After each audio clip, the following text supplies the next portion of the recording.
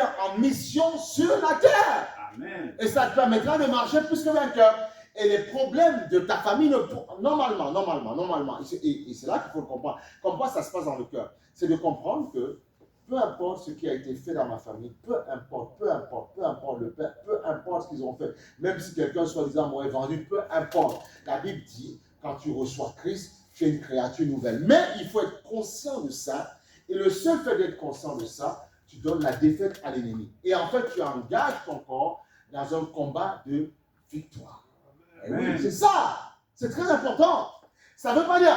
Déjà, il faut être conscient de ça, que tu es une nouvelle créature. Maintenant, la nouvelle créature, il faudra qu'elle accepte d'être formée, qu'elle accepte qu'on lui mastique la parole afin de marcher dans la victoire et de croire que ce qui a été fait avant n'a aucun impact sur ma vie. Mais c'est dans ton cœur. Parce qu'on a, la dernière fois, dimanche dernier, on a décortiqué les 3 parties du corps. On a fait comprendre que dans l'âme, justement, c'est le siège de tes émotions.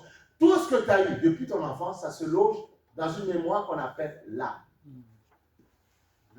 Ça se loge dans ton âme. Toutes des choses difficiles. Ça se loge dedans. Et ton rôle, c'est de transformer cette machine à l'aide de ton esprit qui est bien disposé. Et on a dit bien disposé ne veut pas dire que tu es plus que vainqueur. Mais bien disposé veut dire que tu es capable de recevoir la parole de transformation qui va transformer ta vie. L'âme ne peut pas parce que l'âme est dans le sang. Donc, elle fait la guerre. Je veux pas. J'aime pas. Tu vois, elle fait la guerre même parfois avec la parole de Dieu. Ouais, je sais que Dieu a dit, mais voilà. Ouais, tu vois, tu fais la guerre avec ton âme, tu vois. Mais l'esprit est bien disposé. L'esprit, il veut l'esprit.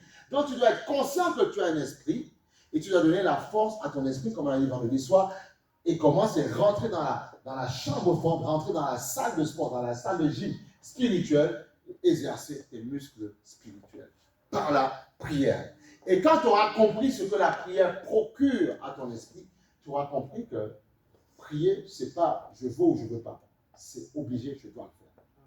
Je dois le faire. Je dois le faire. C'est comme tu as des gens, parfois, ils ne donnaient pas de mine, tu vois, même physiquement, tu vois. Les gars, ils se sont dit non. Je vais lâcher ça, je vais travailler. Il était tellement, je prends telle nourriture, je prends tel machin, je prends, tu vois, telle protéine, tu vois. Et après, il a changé d'aspect. Pourquoi? Parce qu'il s'est battu, parce qu'il a compris ce qu'aller dans la salle de sport, lui, allait le procurer. C'est la même chose. Oui, c'est comme ça. Il y a des gens, parfois, ils regardent des photos, ils regardent sur Internet, ils regardent comment les personnes, à force d'efforts, ceux qui sont parvenus à faire, ils se disent, moi aussi, il faut que mon aspect change. Et ils font cet effort-là, tu vois. C'est la même chose. Tu veux gonfler, tu veux être fort spirituellement, tu dois prier. Amen. Tu dois prier. Parce que tu as compris, quand tu comprends ce que ça va te procurer, ben tu le fais. Nous allons au travail, on est motivé pour y aller parce qu'on sait que quelque part, il y a, à la fin du mois, il y a un salaire. Voilà, quelque part, ben oui, quelque part, c'est ça. Tu sais que voilà, quelque part, il y a ça. Et tu es content, après, tu vas faire tes petites emplettes, ou bien tu vas acheter ce que tu as envie d'acheter, tu vois. Il y a une motivation parce que tu sais ce que ça va te procurer. L'argent est un pouvoir qui va te permettre d'avoir telle ou telle chose. C'est la même chose, tu dois comprendre pourquoi tu pries.